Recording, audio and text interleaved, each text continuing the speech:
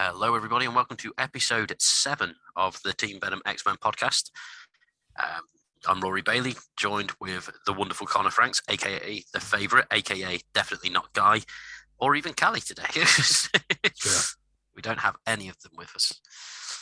Dream team, super best friends. Hence that wonderful intro that has replaced nothing because there was no intros on the X-Men ones. But that intro will replace anything me and Rory are on at the same time. It's now the go-to talking trash one. Super Even best if friends. you're not on those. I should think so. People need to know where I am placed very highly. So, we've got a fun conversation today, man. Yeah, and I like the fact that we've not actually discussed this before going into this, which makes it better because we're both big X-Men fans and stuff, and there's lots of stuff that we've both read, and we normally recommend stuff to each other. So that's essentially what this one is: recommendations. It's our top stories that we enjoy. So yeah, do you want to go first, or do you want me to? Or I don't mind. Shall we flip? Shall we flip for it?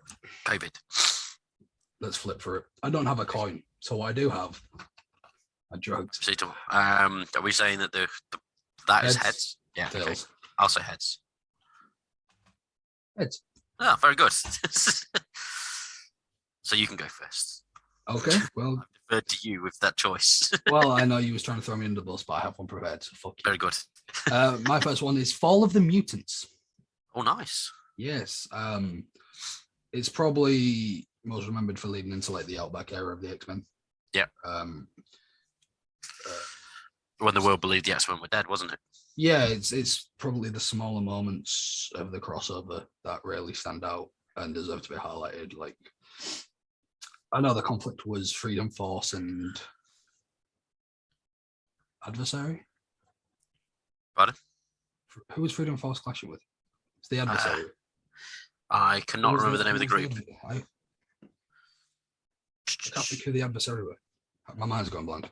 So I haven't read that one I haven't read Fall of the Mutants for friggin' ages. I'm talking like over a decade, so my brain. It's been a while for me too, but it's one of those times. But yeah, like the clash of the the groups isn't like they don't have the same impact as like your normal X-Men clashing with said Brotherhood, for example.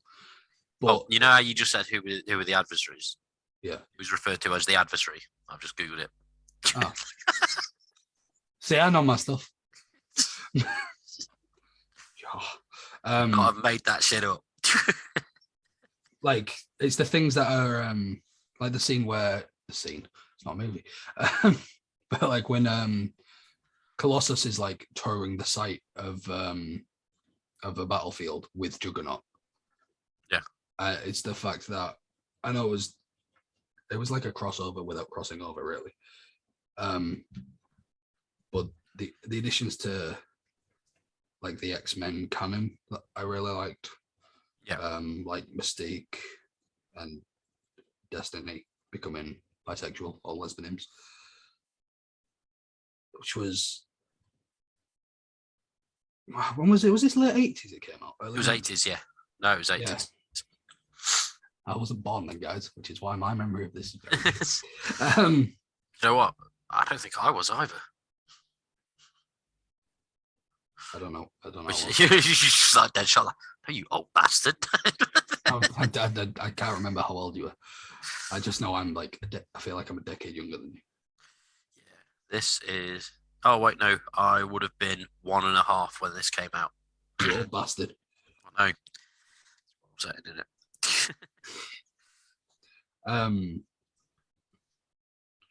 Yeah, then it's very thing of where like people think the X-Men are dead and stuff, and then there's the idea that is seeded into, I want to say Claremont, that humans aren't uncomfortable with mutants alone, but superpowered beings in general. So it was very much a case of anything with superpowers, let's genocide it. It's one of my favorites, but I haven't read it in a very long time, hence my very patchy memory of it. That's fair enough. So just to establish the rules for this? Are we also including like things like video games, TV shows, movies, that sort of stuff when we're saying stories?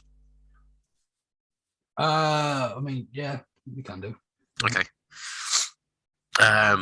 One of my favorite things I've seen in any form of media for X-Men was the episode of the animated series when they introduced Nightcrawler. That's I think the episode's just called Nightcrawler or something like that, and it's essentially following the fallout from the X-Men battling Proteus.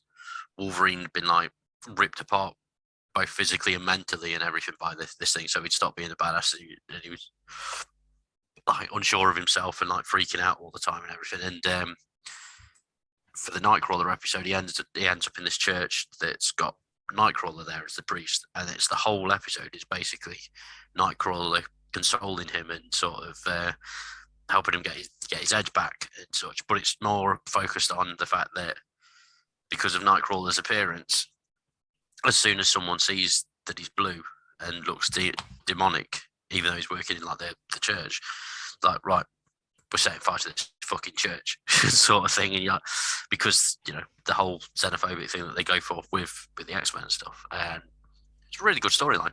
And one of the cool things I thought about that was that there were so many different bits that were used in that episode that then bled into the comics. So from that point onwards in the comics, they started exploring Nightcrawler's faith, which they didn't really touch on that much before that point. And to the point where he actually got ordained as a priest at one point using an image inducer, so that he just appeared like a normal human while he was doing his sermons and stuff. And also Wolverine and Nightcrawler in the comics from that point onwards were just referred to as best mates. That was it. They just did, and they'd have like little moments anyway beforehand, but everyone on the team had little moments with each other. But then it was from that point, it was, yeah, no, best mates now. That's it. So I like that, and I liked a lot how a lot of things from that series bled into the comic book world. Yeah, I mean, you could call Wolverine and Nightcrawler super best friends. We call them super best friends. That's why it gets a mention.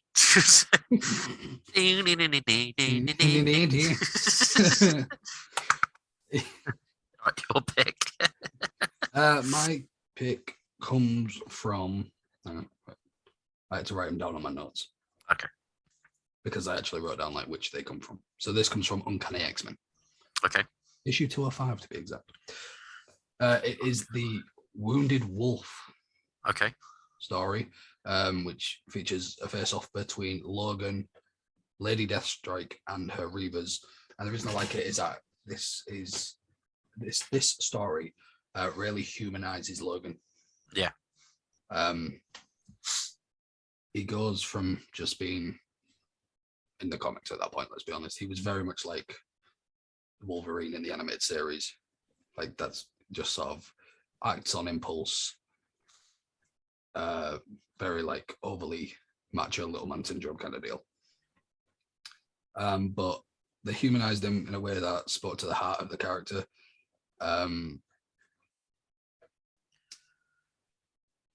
It showed us that he was able to juggle everything that Logan was with the over the top sort of angry, you know, kill your bub, with being an actual human and showing maybe not weakness but vulnerability, without it stuff like that. When they want to try and humanize one of these kind of characters, it can sometimes feel undeserved, unnecessary, or it can feel like it just falls flat. Yeah. Where this one did, Wolverine's concerned for the young Kitty Power, his decision to leave Deathstrike alive, is crucial to understanding who Logan was, really, and not Wolverine. He can be brutal and a bastard and just murderous when it comes to battles, but he does have the compassion. Yeah. And plus, I think Wounded Wolf is one of the best examples of Claremont's character work, and it stands up for the all-time thing. Yeah, there's a very good reason why they kept why Claremont's viewed as one of the pioneers of the X-Men. And it's like you say, stories like this, and the fact that that every time he comes back, it's just like he hasn't left as well. Yeah. So that's pretty cool. I also like because that was the thing of them trying to get the adamantium off Wolverine's bones, wasn't it? Because the process was invented by Lady Deathstrike's father, and they also adapted that quite well into the comics. To be fair, they didn't do it not into the comics. I mean, into the animated series. Only they didn't do it in the same way, but they had Deathstrike turn up with a team of Reavers and the same intentions, sort of thing, which was cool. And then Marvel then eventually went full hog and had Magneto rip the adamantium off his bones and stuff, because why not? Which brings me to mine, which is Fatal Attractions, which was one of the first story arcs of the Jim Lee era of X-Men. Issue 1 of X-Men from 1992 is still the single highest selling comic book of all time. And that's where we got all the iconic designs, where like the Cyclops and Colossus figures you got me. That was Jim Lee designs and such, with Claremont writing. And Fatal Attractions was when they were teasing like a final showdown with Magneto. And that's when Magneto just uses his powers, rips all the adamantium off Wolverine's bones and such. And they have like Jean Grey and Xavier desperately trying to physically hold Wolverine together so that his healing factor can sort of knit him back to one piece. And yeah, it was great. And they even had like a little segment where he was giving up internally and everything. And so Jean Grey's there on the astral plane, just trying to coax him back up. Come on, Logan. And what eventually the moment that he comes back is where they do like one of these traditional superhero sort of moments where obviously he's fucked up in this. I think they're in the Blackbird, and the doors are wide open. Jean falls out of it and is hanging on by like some piece of metal or whatever, and Wolverine catches her like that. Yeah, exactly. It's one of those traditional superhero tropes. It's like, you think I'd let you do this without me, Red? That's one of the best things to come out of the Avengers movies. That whenever there's any kind of moment like that in our lives, either one of us just goes, dun, dun, dun, dun. What about when I sent you the comics that we got to a certain page, you're like, wait, they're teaming up. Literally, I was playing Call of Duty Warzone yesterday. Yep. And my friend in it had died and was in the gulag, so he had to win the gulag to respawn and drop back down. I was getting shot by a full team because we're idiots and only 2 of us went into a 4-team thing. I'm like pinned down, I'm shooting, I'm running out of bullets, and all of a sudden I just see this parachute just, and I was like, dun, dun, dun, dun. Did you win? No, we died a horrendous death. But the moment was good. We did it on. I'm sure we did it on that Fortnite live stream as well. Do you remember when it was like, there's 3 of us? And then we upset Dave because it was right. Let's all switch to an Avengers skin. I was like, no, I'm going to play as this big baldy bastard. Yeah, I'm you. Like, it's Phil Mitchell. I don't know how long we've been recording this one. A while, actually, to be fair, about 25 minutes. Oh well, should we throw one more out there and round up to around a 30-minute mark? Yeah, sure. All right, well, yeah, I'll go. It wouldn't be us talking about Marvel comics and stories if one of us didn't mention a Ultimate series. That's true, to be fair. The Ultimate was fucking amazing. Ultimate X-Men Annual number 2, created by Robert Kirkman and Salvador Larroca. Is that the Peter Parker and Kitty Pryde date one, or am I thinking of a different annual? That one's Date Night. Okay. This one is where Kirkman ties up several plot lines in the special issue. Flashbacks to Nightwing's Weapon X training prior Nightcrawler. to... Yeah, I know which one you mean. Nightcrawler, sorry, yeah. It's where he's gone and then mad. Yeah. And then Rogue worries about kissing Gambit when he died and the after effects in the present. Dazzler awakens from a coma. And Yeah, Nightcrawler kidnaps her. Yeah, I remember this one. It was awesome. I actually read that fairly recently. I bought the graphic novel from. Nightcrawler insults Colossus's homosexuality, and then there's a battle, and yeah, it's just. I'm not going to go into it because we're just rounding this up to a nice 30-minute mark. But for normally annuals are pretty shit. Let's be honest. Yeah.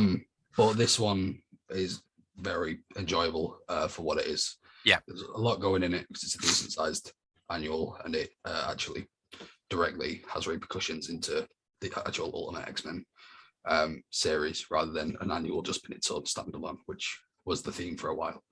Yeah, but it's very good. It's Ultimate X-Men. It makes me happy, and also Robert Kirkman's Ultimate X-Men run is one of my favorites. Yeah, definitely.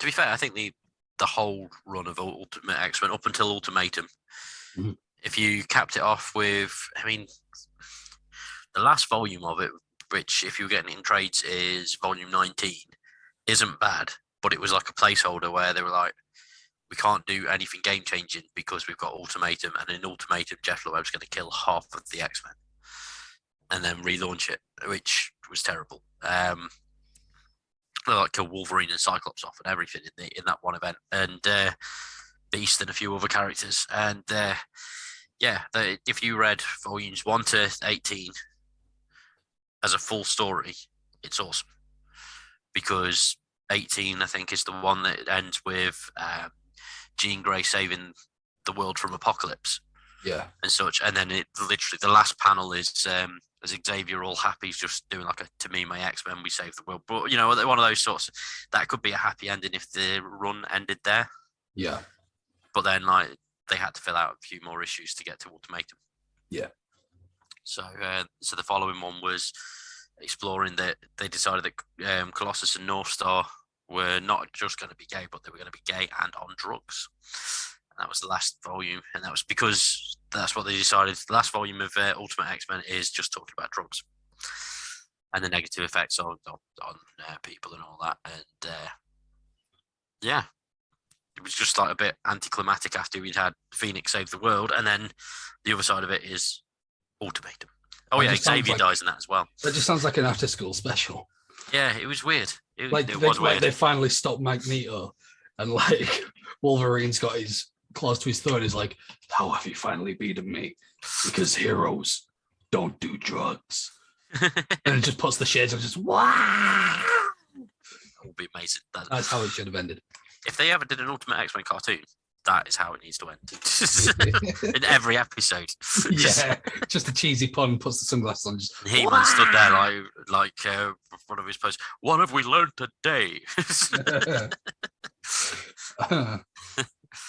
It's just like, yeah, each theme's got like a really over-the-top after-school special. So like there's one where like Mystique's trying to seduce Wolverine. And he's like, there's only one lady in my life. Lady Liberty. I thought it was going to be the Mother Mary. Oh dear. Well, both Lady Liberty and Mother Mary turned up, and you just did wah, wah, wah, wah, wah. What's going on your screen? I don't know. It's having. I don't know. I was about to say Jesus is an Avenger, but that sounds like a country song. That'd make a fine country song. I think we should record it. It's a hate crime, I think. Like Video 200, Jesus is an Avenger. In fact, Jesus is my Avenger. Is gonna come up from Team. Oh, it's got a Captain American shield, but instead of a star, it's a cross. He takes his crown of thorns off and throws it like a discus.